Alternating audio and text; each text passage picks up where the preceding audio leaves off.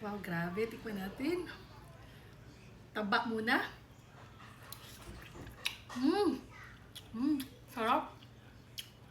Ang lambot. Kausaw natin sa suka. Masarap talaga pag may taba. Hi mga kayamis! Nag-crave pa ako ng pork estofado ngayon, kaya naman magluluto tayo nito at napakasimple lang itong gawin. Kaya tara, samahan nyo na ako and let's do this! So meron ako ditong 4 na pirasong saging ng saba at hiniwa lang natin ng ganito kalaki.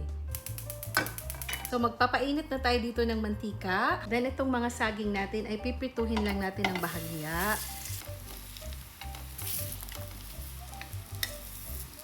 At hanguin na natin pag ganitong nag-brown na siya. Same kawali lang, ilalagay na din natin itong karne.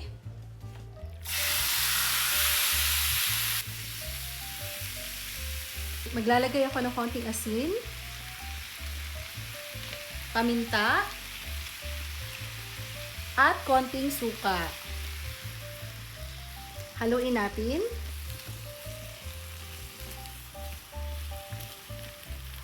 At hayaan na natin to dito hanggang sa ma-fry itong karne sa kanyang sariling mantika.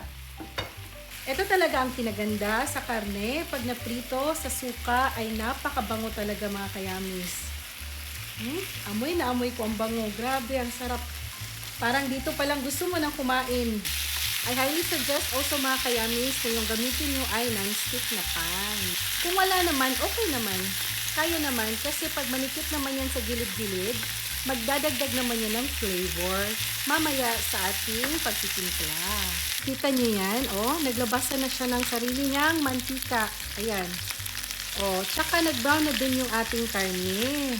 So, ganito mga kayamis sa pagkatwista, okay na to. Pwede na natin itong hanguin muna.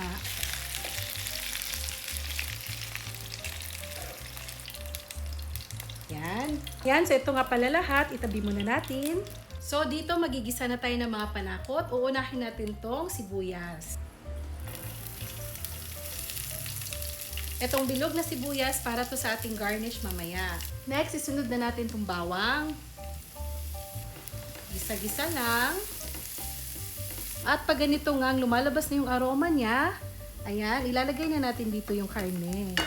Ito na yung karne na prito natin kanina.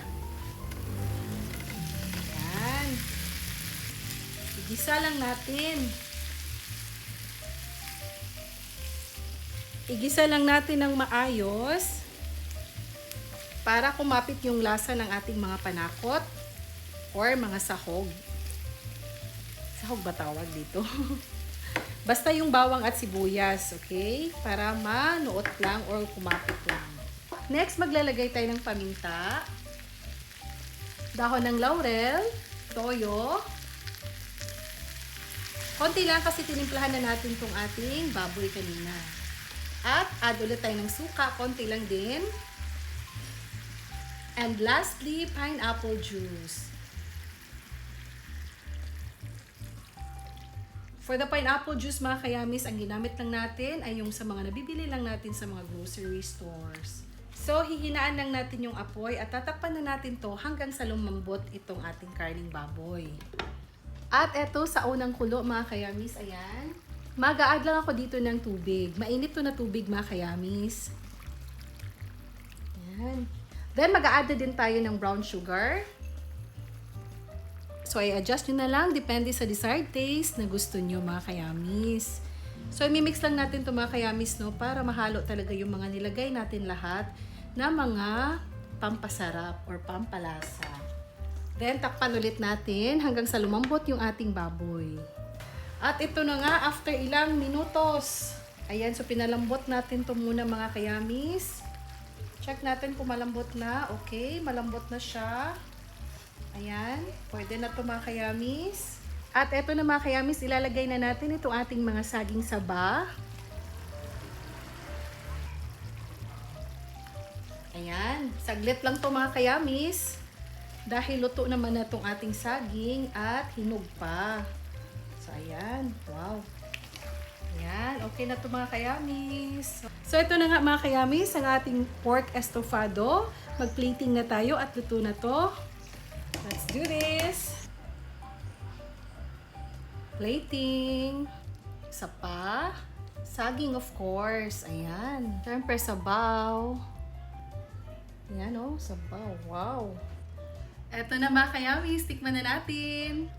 Taba muna. Sarap. Ang lambot. Sausaw natin sa suka.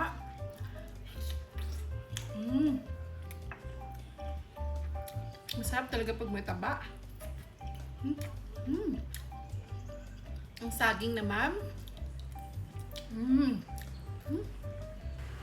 Napakasarap po mga kayamis.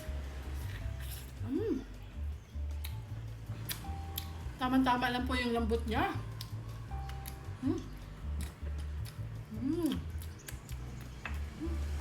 So, ayan po mga kayami. Sana matry niyo po itong ating pork estofado na napakadali lang pong gawin. Sana nagustuhan niyo po yung video na to. Till next time po ulit. Bye! Thank you for watching!